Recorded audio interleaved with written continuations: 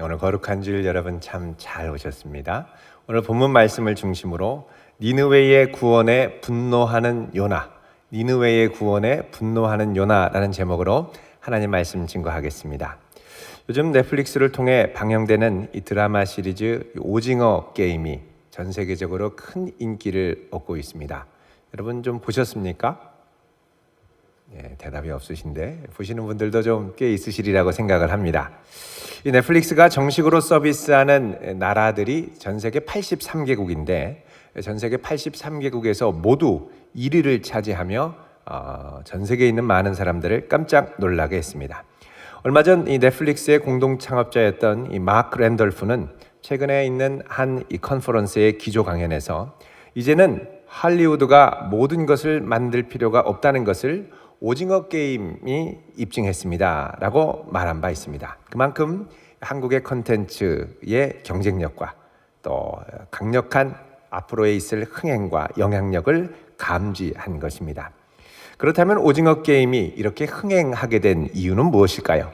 물론 여기에는 여러 가지 한국적인 문화 요소, 또 어릴 때 우리들이 놀던 게임 문화 이런 것들의 요소들도 있습니다만 그 이면에는, 더 깊은 이면에는 전 세계인이 공감하는 이 공통된 주제가 있기 때문일 것입니다.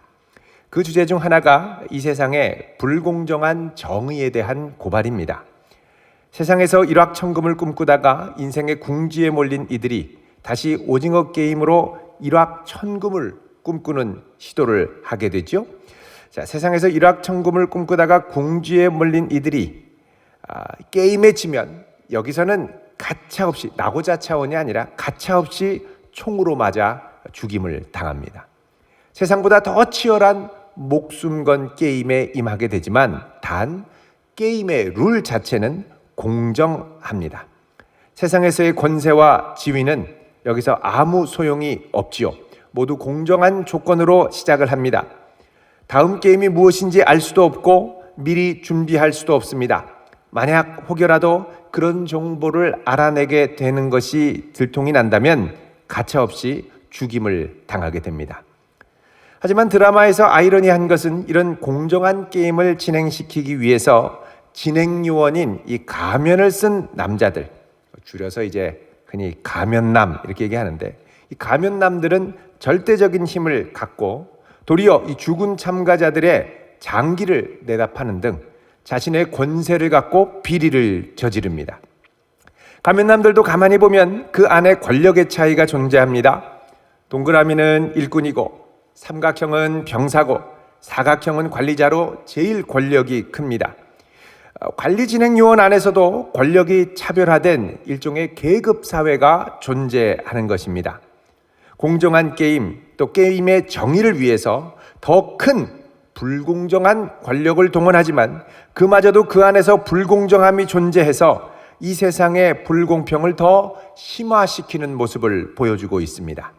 이런 모습은 오늘날 지구촌에 심화되는 불공정과 불평등의 문제를 고스란히 보여준다는 점에서 수많은 전 세계인의 이 시청자들의 반향을 불러일으켰습니다. 모두가 공정을 원하고 정의를 원합니다. 공정이 어그러지는 것에 대해 참을 수 없는 분노를 표출합니다. 그러나 문제가 또 하나 있는데 그건 뭐냐? 오늘날과 같은 시대에는 저마다 내리는 공정의 개념 그리고 정의의 개념이 각각 또 다르다는 것입니다. 최근에 서울대학교 소비자학과의 김난도 교수팀 해마다 트렌드 코리아, 그래서 이제 소비자 동향을 연구해서 조사 발표하죠. 최근에 낸 트렌드 코리아 2022년의 전망에 따르면 이제 우리나라는 점점 나노 사회로 진입하고 있다고 합니다. 여러분, 나노 사회 무슨 뜻일까요? 이것은 우리 사회가 점점 극도로 나노 입자와 같이 미세하게 분화가 되고 또 파편화된 사회로 접어든다는 것입니다. 안 그래도 저마다 스마트폰을 쥐고 유튜브와 SNS를 통해서 각자 자기가 원하는 것만 보고 듣는 시대가 이미 접어들었죠. 이걸 이제 원자화 시대라고 합니다.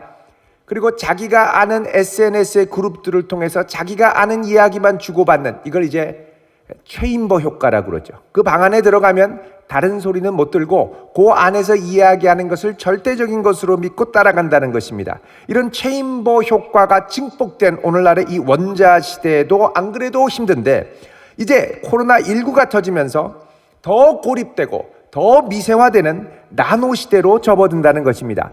자, 그렇게 되면 이 사회를 기본적으로 지탱해야 할 정의와 공의의 기준 또한 나노화 된다는 것이죠. 내가 생각하는 정의와 그가 생각하는 정의가 다르니까 각각 분노하는 이유도 다르고 대의 명분도 다르고 마음이 하나가 되기도 너무나도 어려운 것입니다. 일종의 새로운 신사사 시대로 접어드는 것이죠. 자, 사사시대의 영적 혼란의 핵심이 무엇입니까? 그것은 저마다 갖고 있는 영적 기준이 달랐다는 것입니다. 그래서 수많은 영적 혼란을 보여주는 이 사사기의 맨 끝에 21장 25절에 보면 사사기의 결론을 다음과 같이 말씀합니다. 우리 한번 찾아보겠습니다. 구약성경 사사기 21장 25절 402쪽 우리 같이 읽어보겠습니다. 시작. 그때에 이스라엘에 왕이 없으므로 사람이 각기 자기의 소견에 오른 대로 행하였더라. 아멘. 자, 이스라엘을 다스리는 참된 왕이 부재한 시대가 되니 각자 자기 소견에 오른 대로 가더라는 겁니다. 각자 자기 소견에 오른 대로 가니까 우상도 받아들이고 제사장 자격이 없는 사람도 제사장으로 삼고 또 자기 소견에 오른 대로 심지어는 우상 드라빔을 섬기면서 하나님을 섬긴다고 하는 아주 기괴한 현상들이 벌어져도 누구도 그것 하나 비판하지 않고 잘못됐다고 말하지 않고 그냥 그런가 보다 하고 저마다 옳은 방향으로 따라가는 기괴한 현상이 일어나는 것입니다. 자, 오늘 본문에 보면 이런 모습들이 아주 선명하게 요나 개인을 통해 드러납니다. 자, 본문에 보면 요나가 아주 분노하는 모습이 등장하죠. 자, 1절 말씀, 4장 1절 말씀 같이 읽겠습니다. 시작. 요나가 매우 싫어하고 성내며. 아멘. 자, 매우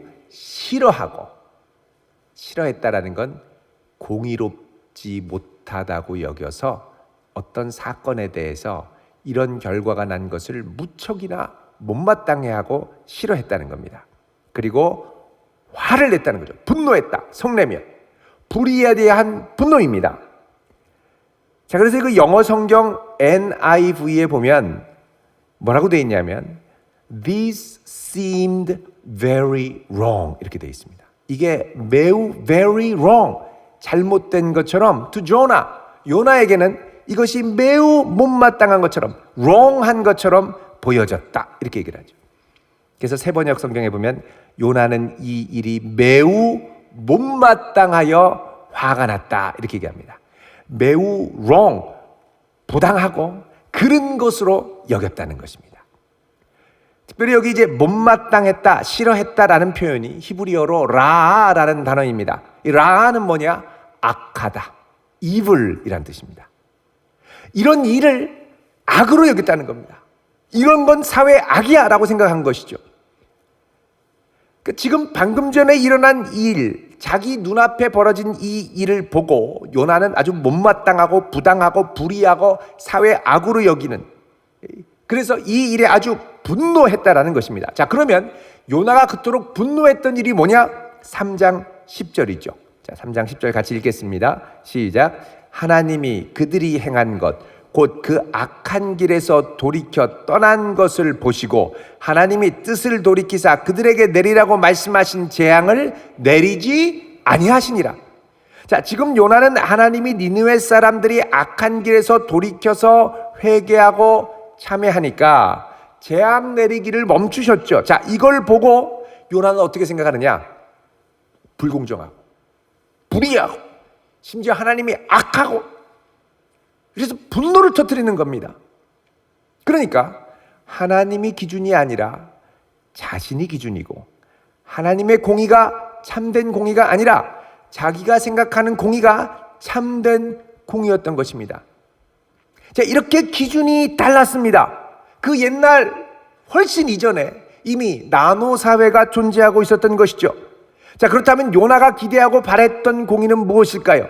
그거는 자신이 선포한 그대로 자신이 니느웨에 선포한 그대로 40일이 지나서 니느웨가 그 악한 행위대로 무너지고 멸망당하는 겁니다. 자, 그런데 하나님은 이들이 죄를 뒤집어쓰고 금식하고 기도를 하니까 뜻을 돌이켜 용서해 주시고 살려주신 것이죠. 그러니까 요나에게는 저 죽어 마땅한 저런 악독한 니느웨를 어떻게 하나님이 그냥 놔두시느냐는 것이죠. 자, 이 상황을 보고 분노가 치솟아 오른 요나는 하나님께 이렇게 항변하며 기도합니다. 자, 2절 시작해 보시면 여호와여, 내가 고국에 있을 때에 이러하겠다고 말씀하지 아니하였나이까? 그러죠. 자, 여러분, 이 말을 통해 우리가 알 수 있는 게 뭡니까?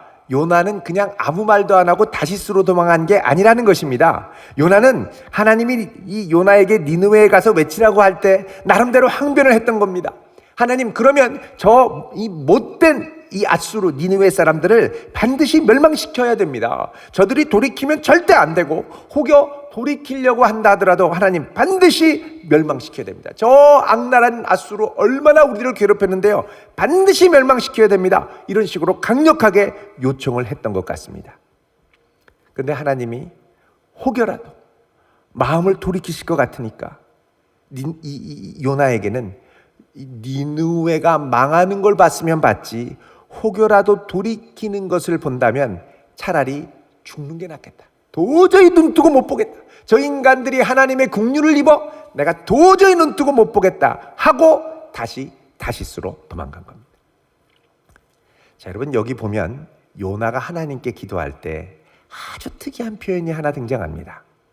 2절에 보면 여호와께 기도하여 이르되 여호와여 그러죠. 이 한 절에 여호와가 2번 나옵니다. 여호와여. 여러분, 요나가 선지자로서 여호와의 이름을 부르는 게 당연할 것 같지만 요나서를 보면 여태까지 요나의 입에서 하나님께 기도할 때 여호와여라고 말한 게 한 번도 없다는 사실입니다. 2장에 보면 요나가 바닷속에 빠질 때 여호와라고 안 하고 뭐라 그러냐? 주여 이렇게 얘기를 합니다. 2절에도 보면 주께서 내게 응답하셨고 내가 부르짖었더니 주께서 내 음성을 들으셨나이다. 3절에 주께서 나를 바닷 가운데 던지셨고, 다 뭐라 그러냐? 주여라고 얘기를 합니다. 주여. 여러분, 3장 가면 요나가 다시 니느웨에 가서 복음을 증거하지요. 근데 뭐라 그러냐면 4절에 보면 40일이 지나면 니느웨가 무너지리라. 여기에 여호와라는 말이 한마디도 있지 않습니다. 여호와라는 말을 안 하고 여태까지 사역을 하다가 4절에 가니까 하나님께 기도할 때 비로소 하나님을 뭐로 부르냐? 여호와여 라고 부르는 것입니다. 여러분, 여호와라는 이름을 부르는 이유는 요나에게 하나님은 여호와 하나님이셔야 한다라는 의식이 있다라는 것입니다. 자, 여호와 하나님이라는 건 뭐냐? 이스라엘과 언약을 맺으신 인격적인 이스라엘의 하나님, 졸지도 아니하시고 주무시지도 아니하시고 밤낮 지키시는 하나님, 대적에게 산성이 되시고 방패가 되시고 이스라엘을 무찌르려고 해하려고 하는 자들을 멸망시키시는 하나님이라는 것이죠. 그래서 이 여호와여라는 말은, 이 여호와라는 이름은 이스라엘 언약 백성에게만 주신 이름이거든요. 그 주신 이름이 뭐냐? 이유가 뭐냐? 나는 그들의 하나님이 되고 그들은 내 백성 되게 하기 위해서 하나님이 지키시고 보호하시고 악인들은 무너뜨려야 한다라는 것입니다. 그러니까 요나가 지금 여호와여라고 기도하는 건 뭐냐? 하나님의 백성을 지키시고 보호하실 뿐만 아니라 저 악인들, 여호와 하나님의 언약 백성을 위협하는 저들은 마땅히 멸망시켜야 하는 언약의 하나님, 이 하나님이어야 된다라는 함의가 들어있는 것입니다. 그러니까 하나님이 이렇게 하셔야 되는데 그렇게 안 하니까 아주 불만 섞인 항변을 하나님께 쏟아내는 것이죠. 그러면서 요나는 자신이 다시스로 도망했던 이유를 명확하게 비로소 여기서 드러냅니다. 2절 중반에 보면 그러므로 내가 빨리 다시스로 도망하였사오니 주께서는 은혜로우시며 자비로우시며 노하기를 더디하시며 이내가 크시사 뜻을 돌이켜 재앙을 내리지 아니하시는 하나님이신 줄을 내가 알았음이니이다. 자신이 도망한 이유는 하나님이 은혜롭고 자비롭고 노하기를 더디하시고 재앙을 내리시지 않는 하나님이기 때문에 나는 도망갔다라는 겁니다. 한없이 자비롭고 은혜롭기만 하셔서 불의가 있어도 눈 감아 주시고 재앙을 내리시지 않는 하나님, 그런 불의한 하나님이라는 걸 알기 때문에 나 자신이 도망갔다라고 하는 겁니다. 여러분, 이 말 들어보면 요나는 상당히 정당하고 정의롭고 도리어 하나님은 불의하시고 나쁘다라는 마음, 그래서 하나님을 정죄하는 모습을 보여주죠. 근데 여러분, 가만히 요나의 말을 들어보면 여러분, 지금 요나가 하는 이 말, 주께서는 은혜로우시고 자비로우시고 노하기를 더디하시고, 여러분, 이거 어디서 좀 들어본 말씀 같지 않습니까? 그러니까 요나가 선지자이기 때문에 성경 말씀을 지금 인용하는 거예요. 어디서 인용하느냐? 이스라엘 백성이 금송아지 사건으로 하나님 앞에 징계를 받을 때 모세가 목숨을 걸고 시내산에 올라가서 이 백성을 사해달라고 중보할 때 하나님이 그런 모세에게 나타나셔서 하나님이 어떤 분이신가를 보여주죠. 한번 보겠습니다. 출애굽기 34장 6절에서 7절입니다. 출애굽기 34장 6절 7절, 우리 같이 읽어보겠습니다. 시작. 여호와께서 그의 앞으로 지나시며 선포하시되 여호와라 여호와라 자비롭고 은혜롭고 노하기를 더디하고 인자와 진실이 많은 하나님이라. 인자를 천대까지 베풀며 악과 과실과 죄를 용서하리라. 그러나 벌을 면제하지는 아니하고 아버지의 악행을 자손 3, 4대까지 보응하리라. 아멘. 자, 여기 보면 하나님이 은혜롭고 자비롭고 노하기를 더디하고 인자와 진실이 많아서 과실과 죄를 1000대까지 인자를 베풀며 용서한다고 말씀하시죠. 그런데 뒤에는 분명히 말씀합니다. 벌을 면제하지는 않고 아버지 악행은 자손 3, 4대까지 그 당대에 모두 보응하실 것이다 라고 말씀합니다. 그러니까 하나님은 분명히 악을 보응하고 심판하시되 그 전에 그 앞에 인자를 1000대까지 베풀며 악과 과실과 죄를 회개하는 자가 있으면 용서하신다는 거죠.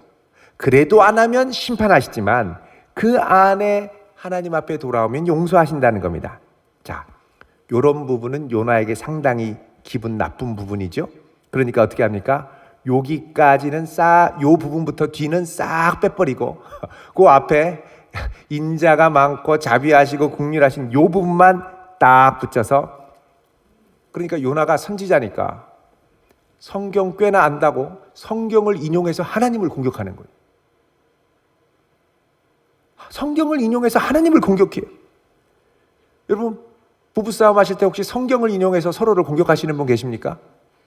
그러니 성경의 말이야! 뭐 이러면 얼마나 서로 마음이 어렵습니까? 그럼 너나 잘 믿어라! 막 이러고 싸우시면 안 되죠. 요나가 지금 성경을 인용해서 하나님을 공격해요. 사람이 이렇게까지 악받치면 이게 할 수가 있습니다.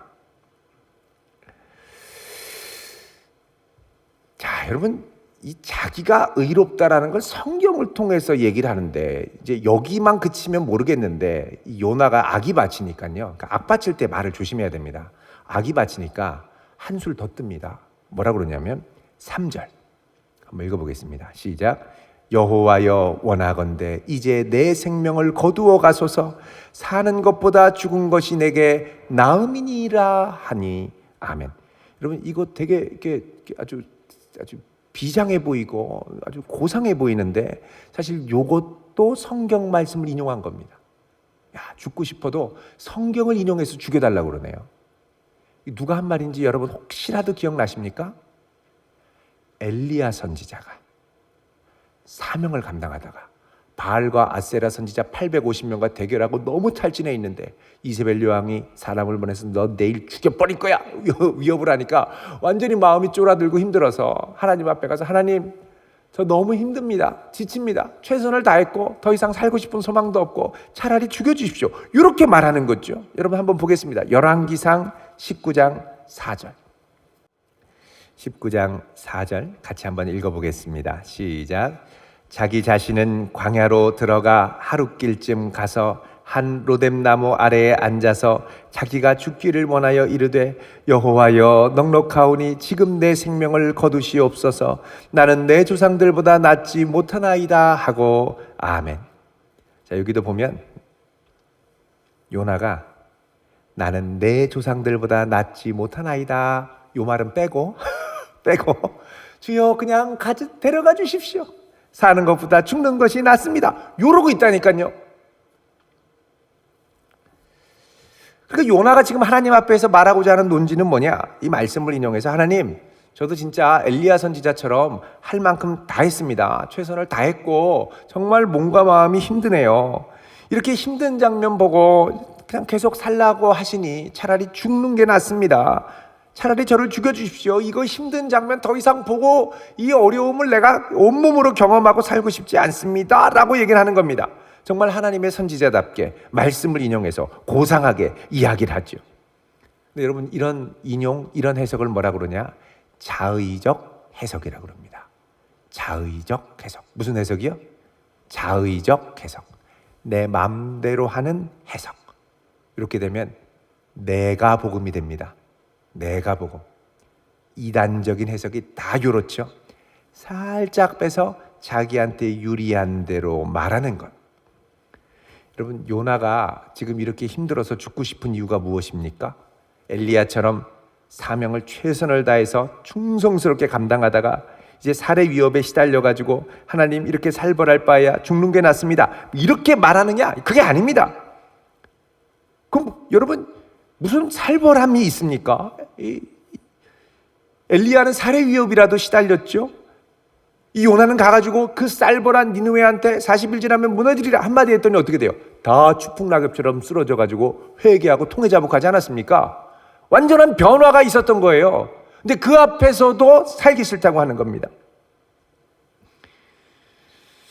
여러분, 요나가 이렇게 힘든 이유는 내가 생각할 때 자기가 힘든 게 아니라, 자기가 진짜 힘든 건 살해 위협, 외적인 핍박 때문이 아니라 내가 생각할 때 저 죽어야 마땅할 저 인간들이 망하지 않는 걸 보는 게 죽고 싶은 거예요. 하나님의 긍휼과 자비를 저 못된 인간들이 경험하는 게 배가 아픈 거죠. 여러분, 여기서 요나의 깊은 속마음이 드러납니다. 지금 요나에게는 하나님의 뜻대로 되는 것보다 더 중요한 것이 하나 있었습니다. 그거는 자기의 조국 이스라엘입니다. 이스라엘이 더 안전해지고 이스라엘을 위협하는 세력들은 멸망하고 하나님의 뜻보다 선민의 자부심을 드높이는 게 훨씬 더 중요했던 것입니다. 여러분, 그가 인용한 출애굽기 34장 6절 7절 말씀을 다시 한번 생각해 보십시오. 하나님 은혜롭고 자비롭고 노하기를 더디하고 인자와 진실을 베푸시는 하나님이지만 악을 모르는 채 하시는 분은 아니죠. 도리어 인자를 천대까지 베풀고 악에 대해 회개하고 돌아오는 죄인을 기꺼이 용서하시는 하나님입니다. 그리고 끝까지 회개하지 않고 버틴긴다 그러면 반드시 벌하시고 그 악행을 보응하신다고 말씀하시죠. 그런데 요나는 이 뒷부분은 싹 자르고 하나님이 이런 악한 니느웨를 그냥 둔다고 하소연하는 겁니다. 결국 요나의 깊은 속에는 니느웨가 망해야 이스라엘이 산다는 생각이 있었습니다. 여러분, 니느웨는 사실 그동안 이스라엘에게 악행을 많이 행했죠. 그 인간적으로 보면 죽어 마땅해야 됐습니다. 결국 요나에게는 하나님의 뜻보다는 이스라엘이 절대적으로 더 중요했고 이스라엘을 위한 편파적인 정의가 훨씬 더 깊이 자리 잡고 있었습니다. 요나가 죽고 싶은 것은 요나가 생각할 때 죽어 마땅한 저 인간들이 하나님의 편파적인 은혜로 죽지 않고 멸망당하지 않았기 때문에 차라리 내가 죽고 싶다라고 얘기한 거죠. 자, 이런 요나에 대해 하나님이 뭐라 그러십니까? 하나님이 분노하고 도리어 성내셔야 될 것 같은데 하나님은 물어보시죠. 4절 읽어보겠습니다. 시작. 여호와께서 이르시되 내가 성내는 것이 옳으냐 하시니라. 아멘. 내가 성내는 것이 옳으냐? 여러분, 이 말은 너는 옳고 그름으로 따져서 나에게 성낼 자격이 없다라는 것입니다. 왜 그럴까요? 이미 요나는 죽어 마땅한 죄인이기 때문입니다. 자신이 이미 다시스로 가는 배 위에서 스스로 결론 내리지 않았습니까? 게다가 하나님도 제비뽑기를 통해 이 모든 위기가 요나 때문이라고 말씀하시지 않았습니까? 그러자 요나가 했던 말이 뭡니까? 나를 들어 바다에 던지라 그랬습니다. 1장 12절에 나를 들어 바다에 던지라. 나 죽어 마땅한 인간이라는 거죠. 스스로 인정한 겁니다. 그렇게 해서 바다에 던져졌는데 물고기 뱃속에 들어가서 생명을 건지게 됐죠. 살아나니까 요나가 어떻게 했습니까? 회개하며 기도했습니다. 그때 그가 했던 고백이 무엇입니까? 내가 비록 불순종하고 이렇게 비참한 신세로 전락했지만 2장 9절 끝에 보면 뭐라고 그럽니까? 구원은 여호와께 속하였나이다 그러죠. 구원은 여호와께. 그 당시에 요나의 심정은 무엇이었습니까? 하나님, 나 이렇게 불순종하고 죽어 마땅한 죄인인데 구원은 여호와께 속했으니 이런 나에게조차도 긍휼과 자비를 베풀어 주십시오. 이런 말이었습니다.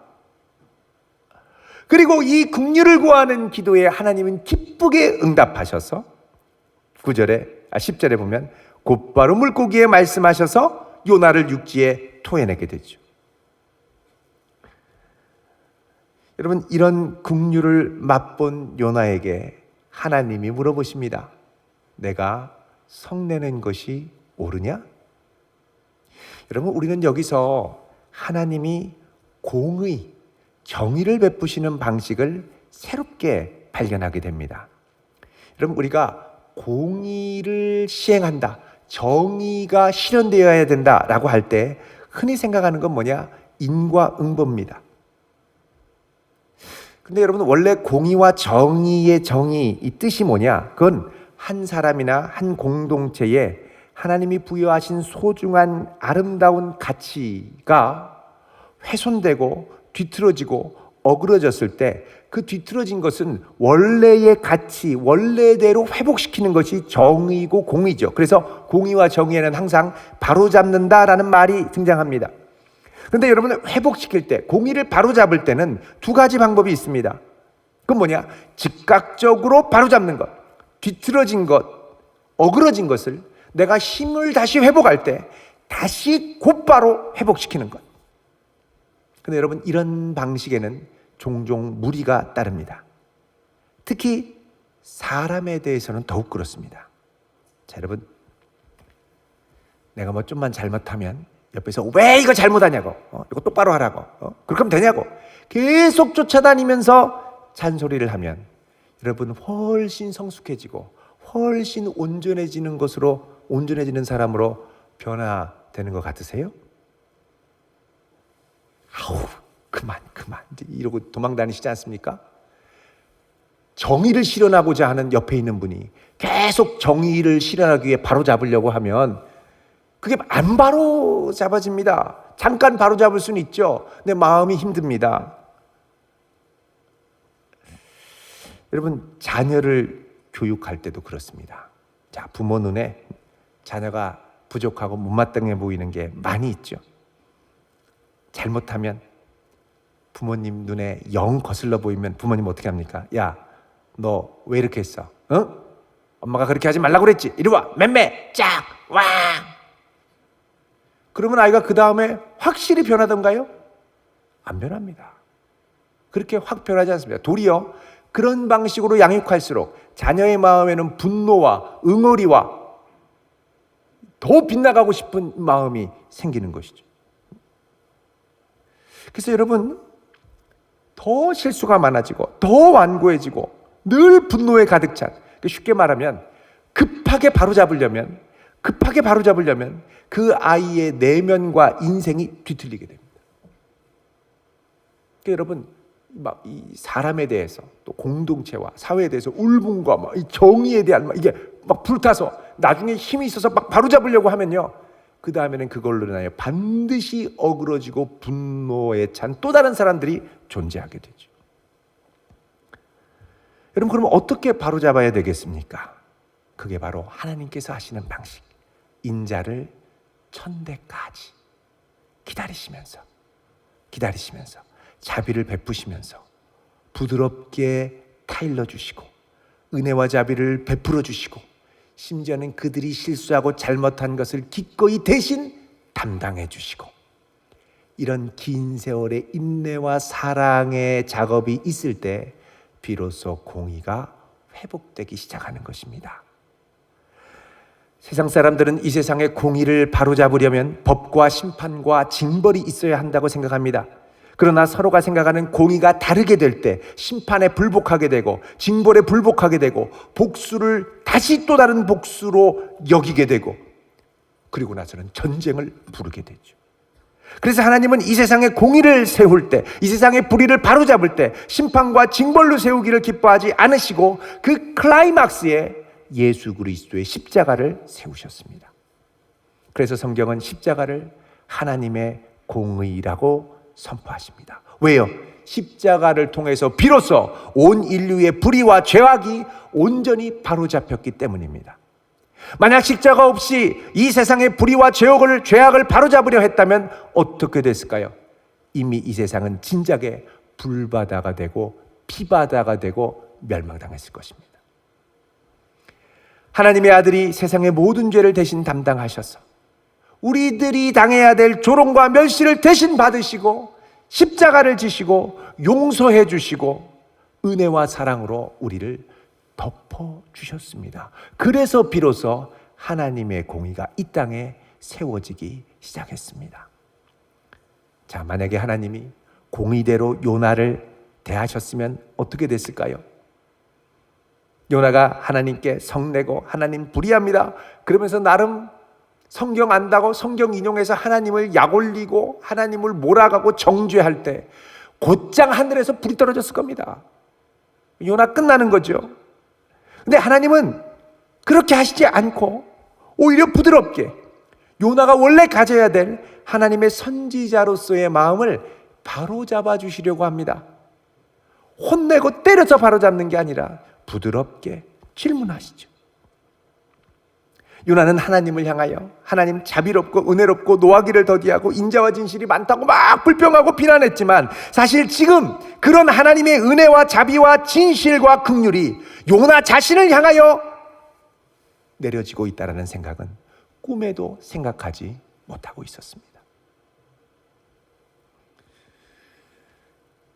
이런 부드러운 인내와 자비를 통해 하나님은 니느웨도 회복시킬 뿐만 아니라 하나님의 일꾼이라고 자처하는 그 교만하고 옹졸한 요나도 온전히 하나님의 마음을 이해하는 일꾼이 되기를 기다리고 계셨던 것입니다. 여러분, 우리나라 사회는 분노 사회입니다. 다 저마다 나름대로의 분노를 품고 삽니다. 어떤 분노가 많겠습니까? 내가 생각할 때 이거 바로잡혀야 되지만 그렇지 못해서 의분에 사로잡혀 씩씩거리며 밤잠도 제대로 자지 못합니다. 사람을 향하여, 공동체를 향하여, 조직을 향하여, 상사를 향하여, 이 나라를 향하여, 제도를 향하여 분노가 온통 불타오르고 있죠. 당장 바로잡혀야 속 시원할 것 같습니다.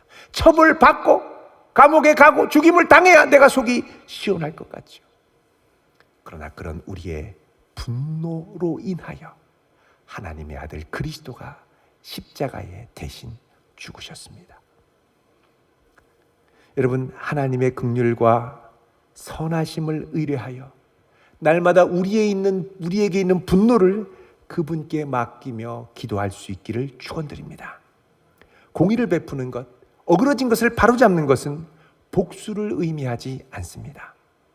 도리어 사랑과 자비로 그를 따뜻하게 위로하고 만지며 일그러진 마음, 상처받은 마음을 회복하고 때로는 그가 당해야 마땅해야 할 잘못으로 인한 형벌을 내가 기꺼이 대신 지어주고 안아주고 품어주고 이럴 때 비로소 어그러진 것이 제대로 회복될 수 있습니다. 여러분, 급한 마음이라도 조금 더 기도하며 조금 더 수용할 수 있기를 축원드립니다. 당장에 냉랭하고 쌀쌀맞게 대할 것이 아니라 기도하며 좀 더 부드럽게 너그러이 수용하며 하나님 좀 더 이해할 수 있게 해달라고 기도할 수 있기를 바랍니다. 이런 우리의 모습을 통해 하나님의 자비와 긍휼과 공의가 내 삶에 흘러들어가 내 주변을 변화시키고 이 공동체와 사회를 변화시키는 놀라운 역사가 일어날 수 있기를 주님의 이름으로 축원드립니다. 기도하겠습니다. 거룩하신 하나님, 흠 많고 하자 많고 성급하고 성마른 저희들을 긍휼히 여겨 주옵소서. 하나님을 향하여 니느웨와 같은 강팍한 이웃과 이 사회를 향하여 손가락질하며 원망하며 비난했던 우리의 강팍한 모습조차 주의 긍휼하신 시선 안에 머물러 있고 주님의 자비의 손길 안에 붙들려 있음을 고백합니다. 거룩하신 주님, 우리를 긍휼히 여기사 주님의 은혜 받은 백성으로 서게 하시고 우리에게 마땅히 품어야 할 자비와 긍휼의 마음을 부어주사 이제는 더욱 품고 사랑할 수 있는 은혜를 허락하여 주옵소서. 예수님의 이름으로 기도하옵나이다. 아멘.